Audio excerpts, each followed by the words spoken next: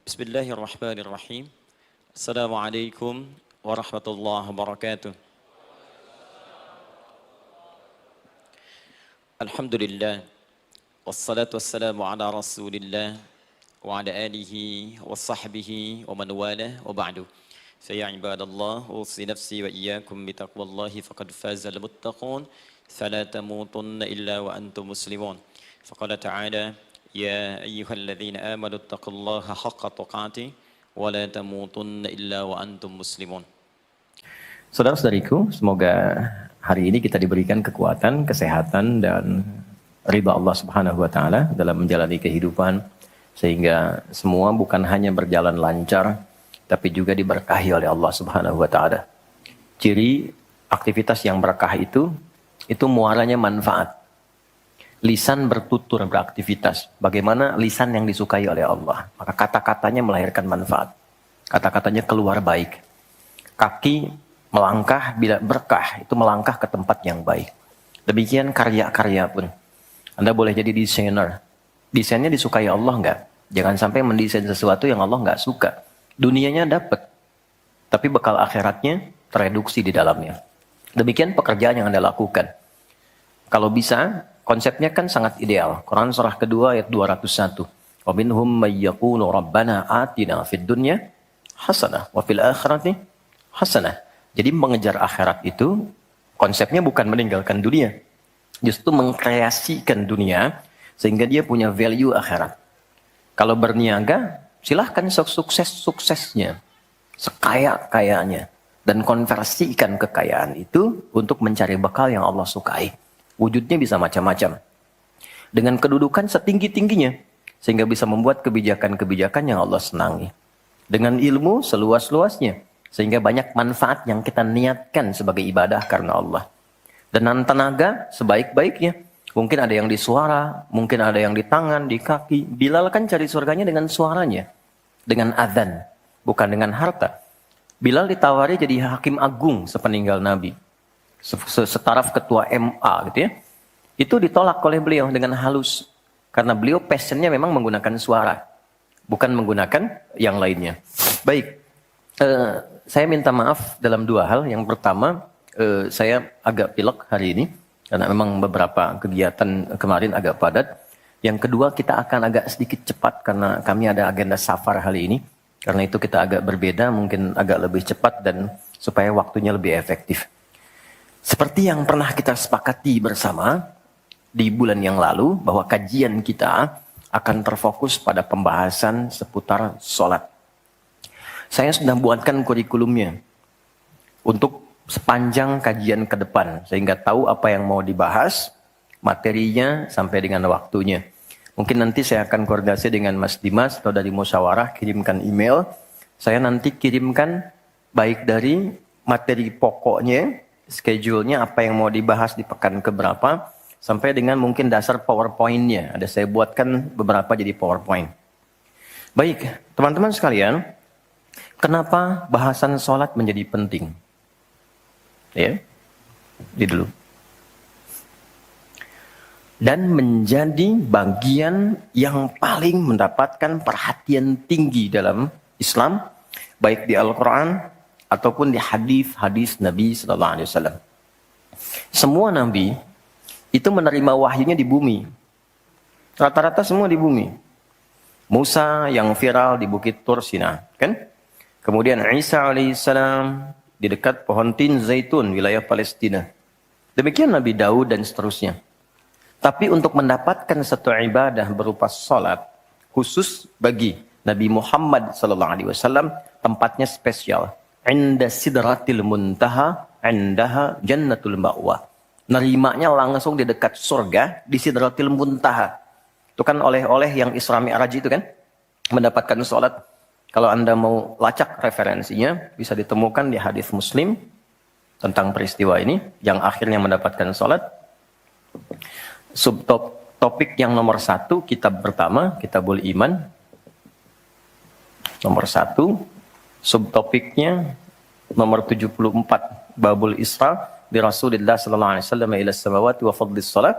Pembahasan tentang Isra-nya Nabi sallallahu alaihi wasallam sampai di langit dan mendapatkan keutamaan salat. Hadisnya nomor 162. Riwayatnya Imam Muslim. Imam Muslim menerima dari Syaiban bin Zarukh. Syaiban bin Zarukh menerima dari Hamad bin Salamah. Hamad bin Salamah menerima dari Thabit al-Bunani. Thabit al-Bunani menerima dari Anas bin Malik radhiyallahu taala anhu. Beliau menerima dari Nabi sallallahu alaihi wasallam. Lengkap, rinci, peristiwa, singkatnya mendapatkan salat. Dan salat menjadi pokok penentu amalan lain. Jadi kalau benar salatnya, benar hajinya. Benar salatnya, benar zakatnya. Benar salatnya, benar interaksi dengan Qur'annya. Dan benar salatnya, itu pasti baik hisabnya. Maka turun hadis spesifik yang banyak dihafal oleh para ahli hadis, jadi pegangan hidup sampai akhirat. Inna awwala ma yuhasabu bihi al-'abdu yawmal qiyamati as-shalah. Amal pertama yang akan dihisab di hari kiamat adalah salatnya. Idza salahat salaha sa'iru amali. Kalau baik-baik semua amalnya, indikasinya dari salat. Wa idza fasadat fasada sa'iru amali. Kalau salatnya enggak bagus, pasti ada pengaruh ke amalan lain. Dan itu sangat menentukan. Baik. Kenapa salat? Ada apa di balik salat? Dan bagaimana cara salat yang benar yang melahirkan perubahan pada kehidupan? Itu yang coba kita turunkan sampai-sampai di bulan Ramadan pun ibadah pokoknya salat. Kan? Ibadah pokoknya salat loh. Sampai Nabi mengatakan, "Man qama Ramadhana imanan wa ihtisaban, ghufira lahu ma taqaddama min dhanbi." Spesial untuk Ramadan, orang yang salatnya benar khusus di Ramadan, di malam harinya yang kita kenal dengan tarawih, kalau benar salatnya dan ada getaran pada jiwanya, lalu dia berdoa spesifik, maka yang pertama Allah berikan mengampuni semua dosa yang pernah ia kerjakan selama hidupnya. Nah itu nggak main-main. Artinya merubah dia menjadi lebih baik. Itu salat. Karena itu kenapa ada tambahan di Ramadan spesifik untuk meningkatkan salat tarawih. Berarti ada sesuatu yang sangat penting. Yuk kita mulai. Pertama kita akan bahas dari segi nama. Ya? Kedua, kita akan bahas dari segi fungsi atau hikmah atau manfaat. Baru kemudian yang ketiga, kita masuk kepada persoalan teknis penunaiannya. Baik bacaan, cara, makna. Kita belajar dari mulai menunaikan, bacaannya apa, maksud dari itu apa. Ya. Baik, kita mulai cepat. Salat. Apa itu salat?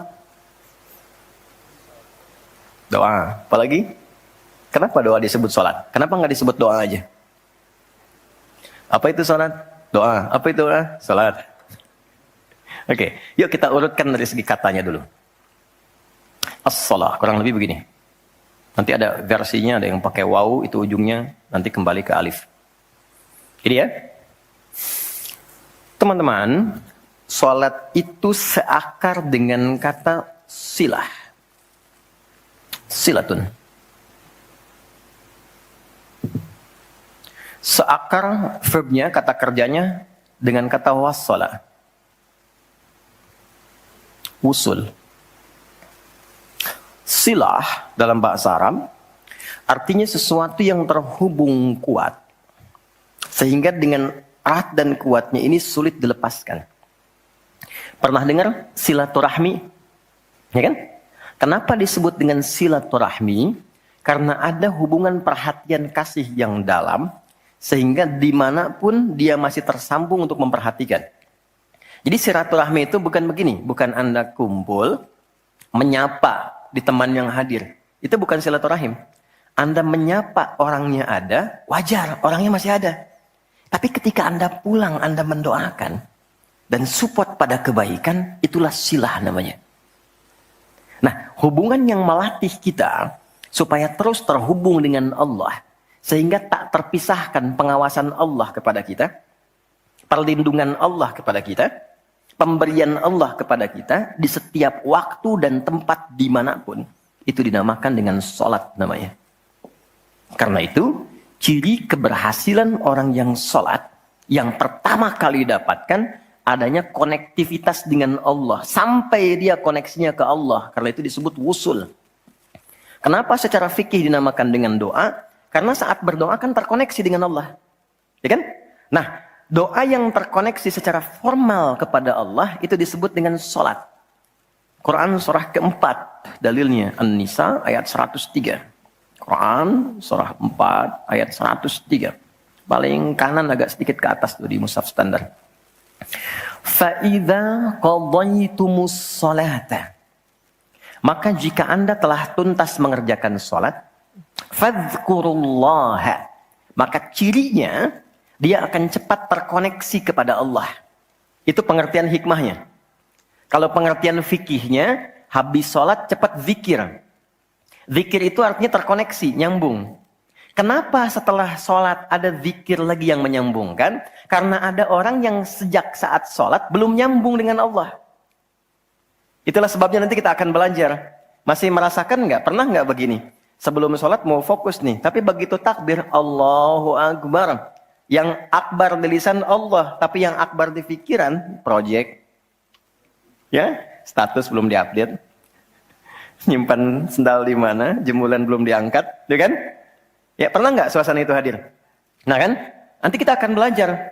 Nah, kalau akumulasi semua ingatan itu mengganggu khusyuk kita sehingga kadar khusyuknya kecil dan belum terkoneksi dengan Allah setelah sholat, maka coba zikir sampai nyambung.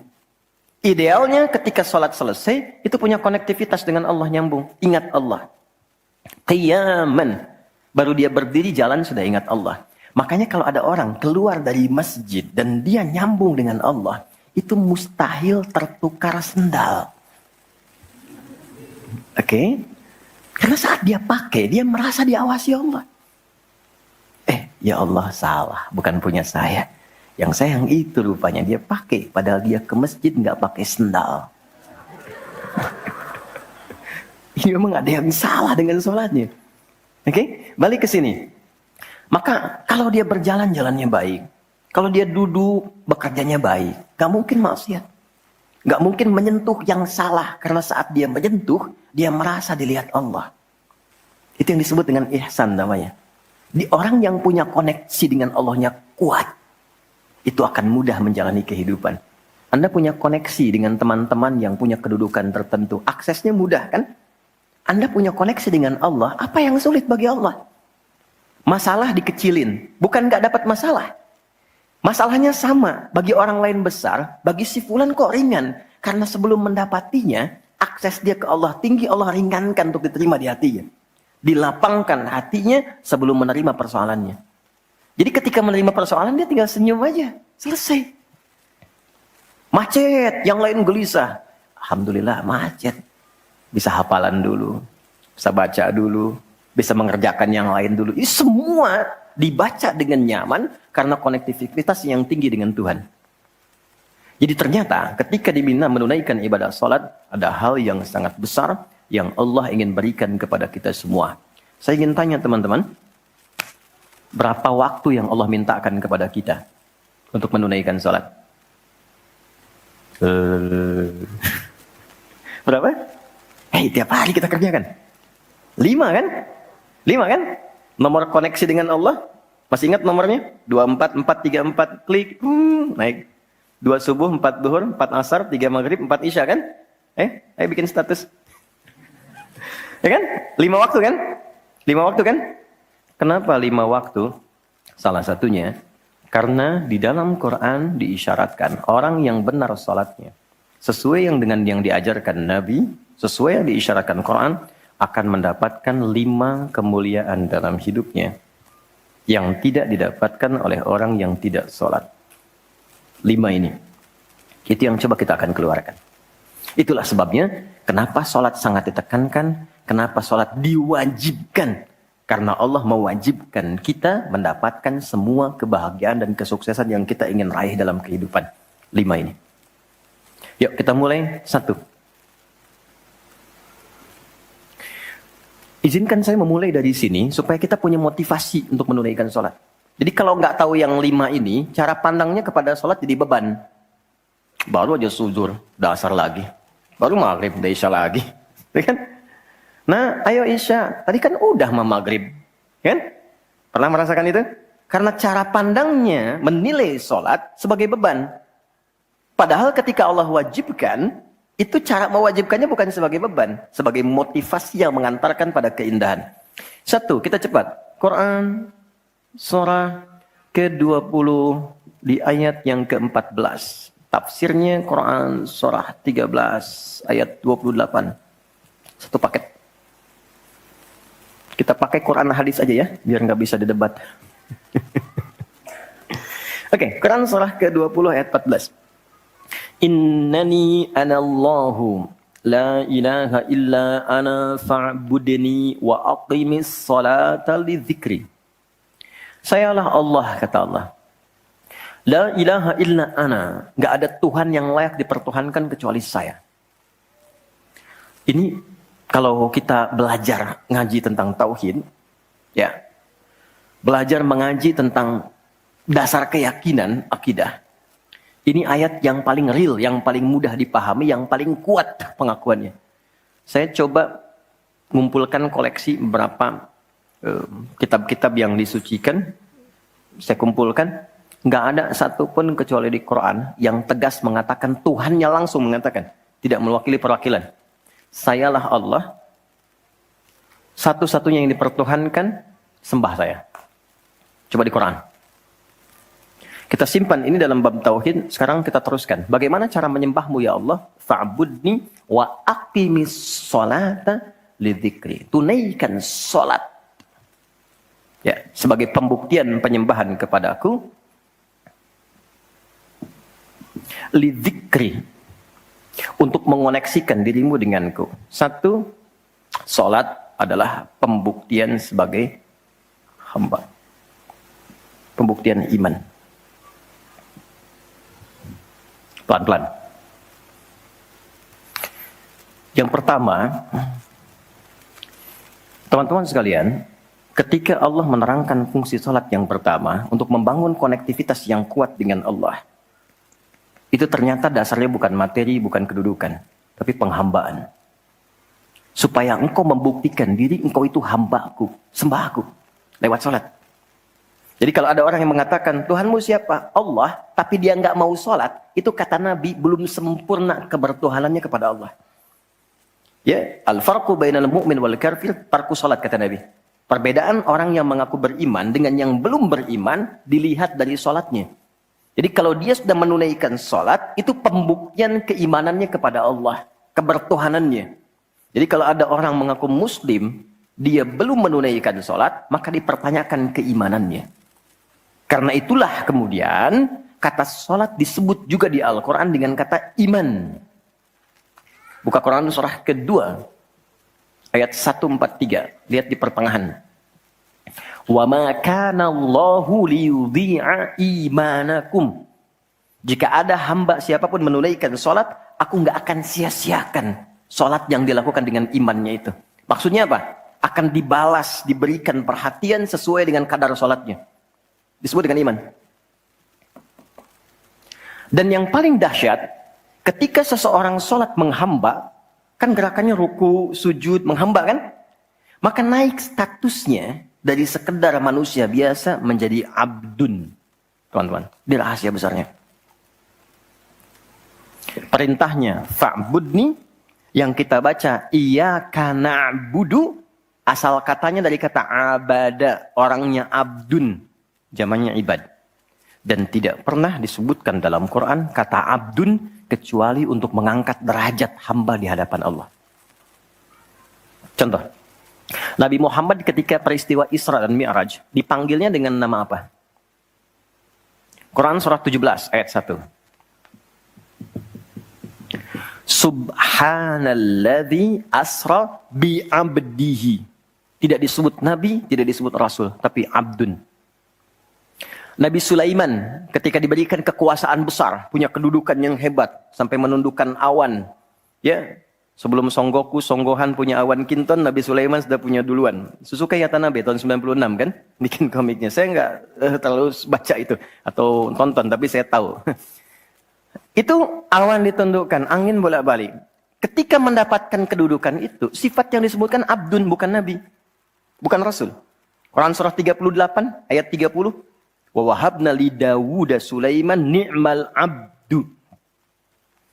Oke, Nabi Zakaria alaihissalam ketika akan diangkat statusnya dari suami menjadi ayah dan sudah berharap tinggi, dikabulkan, naik status, diberikan anugerah, disebutnya dengan abdun. Quran surah 19 di ayat yang kedua. Zikra rahmati rabbika abdahu Zakaria. Nabi Nuh diangkat status memimpin kelompok generasi manusia setelah Nabi Adam.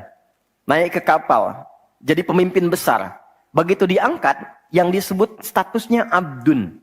Quran surah 17 ayat 3. Innahu kana abdan syakura. Kenapa disebutkan abdun? Abdun itu sifat penghambaan.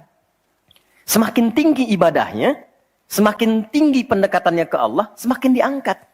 Jadi dengan Allah itu karena Allah Khalik, kita makhluk. Laisa kamitslihi syai', enggak sama sifatnya. Jadi kalau ke Allah itu jangan terlalu ngangkat. Kalau tinggi direndahkan, kalau rendah ditinggikan. Karena itu kenapa saat sholat kita merendah supaya ditinggikan. Itu poinnya. Jelas ya? Itulah sebabnya kenapa Nabi dijamin surga, turun surah Al-Kautsar itu. Satu-satunya Nabi yang sebelum wafat turun surganya. Rasulullah. Dengan turunnya surah Al-Kautsar. Kenapa? Salah satunya karena ibadahnya. Coba lihat. Kesaksian Sayyidah Aisyah itu di Al-Bukhari nomor hadis 1147. Kedatangan tabi'in namanya Abu Salamah bin Abdurrahman. Tanya bagaimana sholat malamnya Nabi. Kata Sayyidah Aisyah. Jangan ditanya panjang dan khusyuknya. Panjang dan bagusnya. Beliau memang sholatnya 4 rakaat di awal. Tapi jangan tanya panjang dan bagusnya. Beberapa sahabat dulu pernah pengen tahu, penasaran. Diikuti sholat di belakang Nabi. Ternyata rakaat pertamanya. Dikira Al-Baqarah 100 ayat. Akan ruku. Ternyata disambungkan ke 286 ayat sampai selesai. Dikira setelah selesai akan ruku. Ternyata Alif Lam Mim lagi. Ali Imran sampai selesai. 200 ayat. Dikira ternyata setelah la'alakum tuflihun 200 ayat Ali Imran akan ruku. Nyambung An-Nisa 176 ayat. Baru kemudian ruku setelah 5 juz 4 halaman. Ruku. Besoknya orang-orang ini nggak ikutan lagi. Udah. Lain memang levelnya. Salam. Tersentuh kaki Nabi itu dengan tangan Sayyidah Aisyah. Ini menunjukkan sederhana kehidupannya. Bayangkan kan, suami sholat, istri tidur, nyentuh bagian kaki. Kira-kira tidurnya, alasnya di mana tuh? Nabi besar loh, ahli surga, hebat, pemimpin besar. Kehidupan demikian. Tapi kalau sedang beramal, kaya. Sodakoh, kaya. Sholat, kaya. Kakinya bengkak. Kata Sayyidah Aisyah, kenapa begini ya Rasulullah? Alam takun madmunah, alam takun ma'sumah. Engkau kan dijamin surga, surahnya sudah turun. Engkau dijaga dari kesalahan maksum. Jawabannya ringan sekali. Afala akunu abdan syakura, abdun. Apa enggak boleh aku menjadi hamba yang bersyukur? Ternyata syukur itu kalau dulu para nabi itu pakai ibadah. Jadi kalau dapat nikmat nih teman-teman, ini rahasia hari ini ya. Di antara kita saja ya. Karena saya nggak bagi di yang lain nih, cuma di sini nih. Ya. Para nabi itu, kalau mereka dapat nikmat apapun, itu yang dilakukan syukur. Dan syukurnya lewat ibadah. Contoh, biasa kan suka hadir ulang tahun ya. Masuk ulang tahun kesekian. Nabi tiba-tiba hari Senin puasa. Ditanya oleh sahabat, ya Rasulullah kenapa puasa? Kata Nabi, ini hari lahirku. Jadi mensyukuri nikmat kelahiran dari waktu yang telah berjalan, itu pakai ibadah. Begitu dapat anugerah surga, turun Al-Kautsar, malah diminta ibadah oleh Allah. Inna a'tainakal. Setelah itu apa? Fasolli li rabbika. Tingkatkan sholat, tambahkan amal lewat harta. Jadi jaminan surga itu bukan menghentikan amal soleh. Anda sukses dengan pekerjaan, bukan berarti menjadikan hubungan Anda terputus dengan Allah. Yang paling aneh kan Allah udah ngasih rezeki banyak, kok dipakai maksiat hasilnya? Allah kasih Anda minta, Allah kasih. Tapi begitu dikasih, kenapa dipakai untuk mabuk? Kenapa dipakai untuk maksiat? Kenapa dipakai untuk membeli sesuatu yang Allah nggak sukai? Kan ada perjuangan mendapatkan itu. Makanya dibalik caranya, ketika Anda menghamba, menunduk, Allah mengangkat. Tapi kalau Anda mengangkat, Allah turunkan serendah-rendahnya. Ini rumus pertama. Jadi ternyata ketika kita diminta menghamba dalam sholat, itu adalah jembatan pertama bagi Allah untuk mengangkat kita dengan derajat tertinggi. Paham? Oke, satu.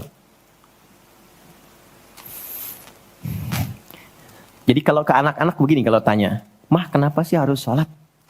Supaya kamu jadi hebat. Gitu. Kok bisa? Lihat Umar. Sebelum sholat, orang biasa. Kerjanya begini, cuman jalan-jalan, mabuk dan sebagainya. Tapi setelah sholat, dia jadi pemimpin yang sangat hebat. Dia hafal sekian bahasa. Dia dirikan sekolah-sekolah. Pemikirannya hebat, tangguh orangnya. Di mana-mana dikagumi. Itu. Kalau ada karyawan Anda bertanya, kenapa Pak harus sholat? Supaya kita makin sukses proyeknya. Makin banyak omsetnya. Coba lihat Abdurrahman bin Auf. Bukankah sebelum dia sholat dia kaya tapi biasa, malah hilang kekayaannya. Tapi setelah dia sholat dan dia praktekkan makna-makna dalam sholat, meningkat level kekayaannya sampai yang ketiga tertinggi. Dari kaya, kaya banget, kebangetan kayanya. Tuh, kapaknya terbuat dari emas kan? Abdurrahman bin Auf. Itu setelah sholat. Itu viral sekali kisahnya. Ya, jadi ini bagian pertama. Jadi ketika ada panggilan hayya 'alas shalah, atas jak Allahu Akbar, rasakan panggilan itu ingin mengangkat derajat kita. Jadi kalau panggilan sholat itu dipahami sebagai hanya tuntutan ibadah, nanti jadi beban. Allahu Akbar, masih ngantuk ya Allah. Tapi ketika Anda sudah merencanakan, kan malamnya kita bikin kurikulum, kan kegiatan kita tuh nyambung. Malamnya istighfar, menyiapkan kurikulum untuk besok. Istighfar itu mengoreksi yang belum bagus apa hari sebelumnya. Katanya pengen ke surga, surganya Firdaus, tapi sholatnya masih bolong-bolong. Baca Quran belum maksimal, sedekah belum ada. Kita koreksi besok direncanakan. Saya pengen sholat di tempat ini. Besoknya saya akan misalnya mengerjakan ini, capaiannya ini. Bikin kurikulum A sampai Z. Begitu kita bangun tidur, dipanggil. Allahu Akbar. Yang kita siapkan itu tadi, rencana, dibawa menghadap Allah, minta kemudahan, minta perlindungan, minta pengangkatan. Makanya kenapa sholatnya disebut subuh dari kata asbah. Sesuatu yang sudah siap dengan rencana. Wasubhi idza tanaffas. Quran surah 81 ayat 18. Di orang Islam itu bangun dari tidur, dia sudah punya rencana yang mau dia siapkan ke depan apa. Jadi nggak ada ceritanya ke depan bingung. Jam 7 mau kerjakan apa, 9 ada di mana. Rencana itu dibawa menghadap Allah. Dalam sholatlah kita mintakan kemudahan. Itulah pengantar pengangkat derajat. Jadi ketika azan berbunyi kalimatnya Allahu Akbar. Ini peluang saya. Jelas? Halo, jelas? Alhamdulillah. 2, masih di sini. 2. Wa aqimis salata lidzikri, tunaikan salat untuk mengingatku. Apa manfaat zikir? Apa manfaat zikir? Kembali ke Quran surah 13 ayat 28. Ala bidzikrillahi tatmainnul qulub. Yakin, ala itu harful ikhbar wa taukid. Huruf yang berfungsi menginformasikan dan menegaskan. Kata Allah, yakinkan pada jiwamu. Semakin banyak engkau berzikir, dampaknya semakin tenang hatimu. Jadi kalau sedang gelisah, zikir, bukan update status. Ingat ya? Karena mengupdate status, mencurahkan pada media sosial, tidak menghilangkan kegelisahan. Dan tidak menyelesaikan masalah. Bintaro macet ya. Apa dengan dibuat macet selesai? Tidak. Nggak nyangka ya dia seperti itu. Nyangka. Ketika ada orang mengatakan nggak nyangka, sedang nyangka dia tuh. Dan tidak selesai masalahnya. Apa kata Quran? Jika Anda sedang gelisah, optimalkan zikir. Apa itu zikir? Semua jenis kegiatan yang menyambungkan kita dengan Allah. Misal, doa. Doa itu di Quran disebut zikir. Quran surah 7 ayat 205. Wadhkur rabbaka fi nafsika tadarruan wa khifatan wa dunal jahri minal qaul. Kalau Anda sedang gelisah banyak persoalan, alih-alih mengeluh, angkat tanganmu minta kepadaku. Bukankah saat berdoa menjadi semakin tenang? Solusi belum datang, tapi hati lebih tenang kan? Dan jiwa yang tenang, itu melahirkan pemikiran yang gemilang. Hasil yang cemerlang. Jadi begitu kita lebih tenang, lebih mudah menanti solusi. Anak belum pulang, doa. Besok ada ujian, doa. Ada proyek mau dilakukan, kita gelisah, doa. Itu fitrah. Quran itu disebut zikir. Quran surah ke-15 ayat 9. Inna nahnu nazzalna dzikra wa inna lahu lahafizun. Kalau sedang gelisah, masalahnya kompleks, ambil wudu, ambil mushaf, buka. Itu baru pegang mushaf, baru buka. Dampaknya ke hati itu kuat. Begitu Anda baca dengan suasana yang tenang, nyaman ke jiwa. Yang paling dahsyat kadang-kadang dibuka, mushafnya acak, keluar ayatnya sesuai dengan masalah kita. Tuh. Itu Quran. Ya. Apalagi kalimat thayyibah. Subhanallah, alhamdulillah, Allahu akbar, masya Allah, astagfirullah. Itu zikir. Quran surah 4 ayat 103. Fa idza qadaytumus salata fadhkurullaha. Makanya ketika Anda mendapatkan nikmat, alhamdulillah, hati lebih tenang. Tidak menggunakan nikmat dengan hal-hal yang tidak positif. Ada sesuatu, astagfirullah. Ada keluhan, ya Allah. Lebih tenang. Akumulasi semua bentuk zikir itu ada dalam salat. Di salat ada subhanallah? Ada. Ya. Di salat ada alhamdulillah? Ada. Di salat ada Allahu akbar? Dibuka dengan takbir. Di salat ada Quran? Ada. Al-Fatihah, Quran. Kita salat baca Quran. Apa lagi? Apakah di salat kita kemudian membaca kalimat thayyibah? Baca. Berdoa? Iya, isinya semua doa. Maka ketika semua jenis zikir dikumpulkan, itu berubah menjadi salat. Dan kalau satu zikir saja membuat tenang, apalagi salat. Makanya salat itu jangankan ibadahnya, tempatnya saja bikin tenang. Coba teman-teman, ikhwan ya. Anda ada masalah nih di kantor, mampir ke masjid. Itu buka pintu masjid baru masuk, udah tenang. Enak. Makanya saya sering katakan, sering share dengan beberapa kawan, Anda kalau sedang kerja, coba pulangnya jangan langsung ke rumah. Mampir ke masjid dulu. Yang terdekat ya dengan rumah. Yang terdekat. Mampir ke masjid, sholat 2 rakaat. Di situ sampaikan, ya Allah, aku telah berikhtiar seperti apa yang telah Engkau perintahkan.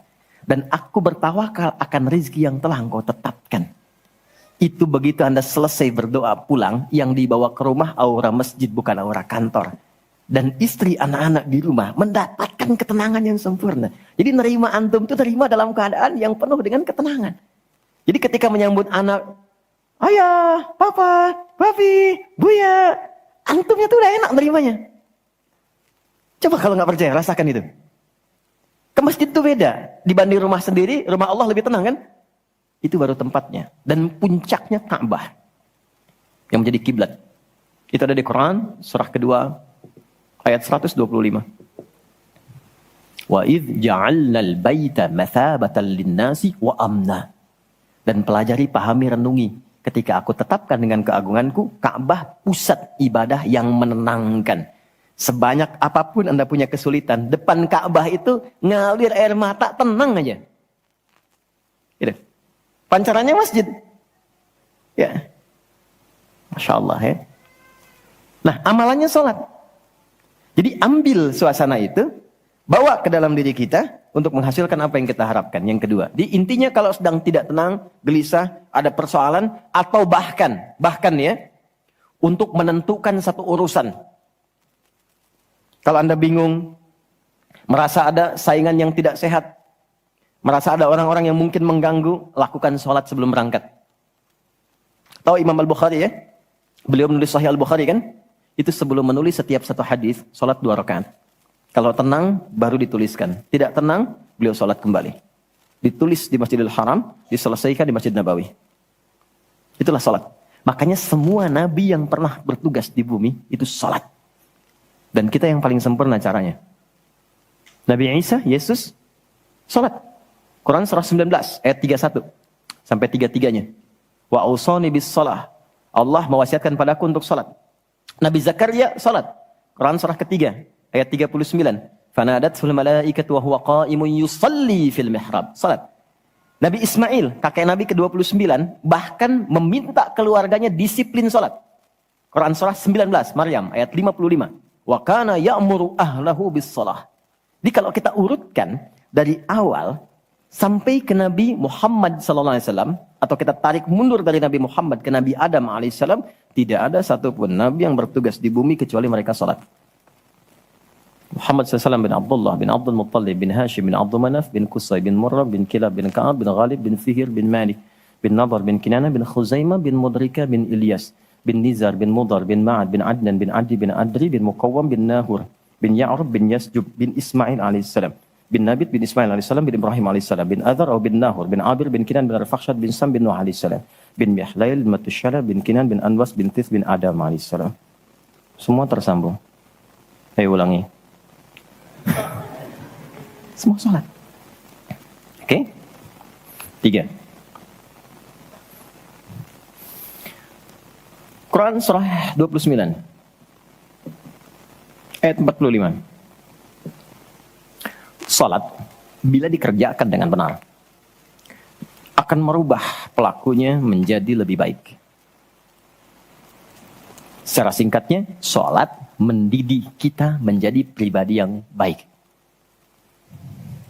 Nah, sumber keburukan itu yang menjadi lawan dari baik itu ada 2. Jadi kalau ada orang yang tidak baik, anak yang kurang baik, ayah yang kurang baik, ibu yang kurang baik, itu artinya ada satu dari 2 ini yang melekat pada dirinya. Satu, disebut dengan fahsya. Keburukan yang bersumber dari syahwat. Maaf, kata-kata kotor, jorok, zina, LGBT, pornografi, porno aksi, dan semisalnya. Itu fahsya. Jadi nggak mungkin orang sholat, kata-katanya jorok. Perilakunya menyimpang. Nggak mungkin. Karena sholat mencegah itu. Atau mungkar, maaf, keburukan yang bersumber dari nafsu perut dan akal. Mencuri, korupsi, mencela, berdusta, membunuh, merampok, menyakiti, dan semisalnya. Itu mungkar. Makanya ketika seseorang berbuat itu, hatinya mengingkari. Itu disebut mungkar. Hatinya mengingkari. Maka orang sholat, pasti bila sholatnya benar, karena dia tersambung dengan Allah, fahsya dan mungkarnya tertekan. Yang muncul jiwa baiknya, jiwa takwanya. Ketika yang muncul kebaikannya, yang buruknya ditekan, maka yang keluar dari semua bagian tubuhnya, semuanya perilaku baik. Itulah sebabnya ketika Allah berfirman tentang hal ini, disampaikan di Quran surah 29 ayat 45. Inna sholata tanha anil fahsya wal munkar. Mengujinya gampang. Kita uji dengan sejarah pendekatannya. Semua masyarakat di era Nabi, itu kan sebelum masuk Islam, perilakunya itu sangat menyimpang. Tidak kenal kebaikan. Tak kenal kebaikan itu jahlun namanya. Orangnya jahil. Kalau disatukan jadi jahiliyah. Gak kenal kebaikan. Ya, maaf, yang mencuri banyak, zina hatam. Ya, perilaku menyimpang banyak. Disebutnya jahiliyah. Tapi ketika datang risalah Islam, yang diajarkan pertama salat. Salat merubah mereka dari jahiliyah menjadi khairu ummah. Kalau ada yang paling jujur itu, yang paling dermawan itu, yang paling baik itu, paling disiplin itu. Kok bisa salat ditunaikan bisa merubah seseorang jadi lebih baik? Ada sesuatu dalam salatnya. Itu yang nanti kita akan pelajari. Itulah sebabnya kenapa anak-anak dari kecil usia 7 tahun khususnya yang diajarkan sholat. Masih ingat hadisnya? Ya, saat anak berusia 7 tahun ajarkan sholat. 10 tahun dia masih malas, beri pelajaran yang membuat dia mengerti. Bukan berarti harus memukul ya. Kalau di Arab adatnya begitu, itu biasa. Doroba itu memberi pelajaran maksudnya. Kurangi uang jajannya, berikan pelajaran yang baik kepada dia supaya mengerti kenapa mesti sholat. Kenapa dari usia 7 tahun? Supaya anak itu tumbuh jadi baik. Itu maksudnya. Cuma anak sekarang advance. Gen Z yang sekarang itu sebelum sholatnya sempurna, TK sudah manasik ya. Enggak apa-apa sih, cuma ini maksimal dulu yang kedua ya. Oke, 4, saya cepat karena waktu kita terbatas. 4. Sholat bila dikabulkan, bila dilakukan dengan benar. Saya ulangi, salat bila dilakukan dengan benar. Sesuai isyarat petunjuk Al-Quran dan contoh yang disampaikan Nabi, maka bisa mempercepat terkabulnya doa. Oke? Mempercepat terkabulnya doa. Itulah kenapa secara bahasa, salat disebut doa.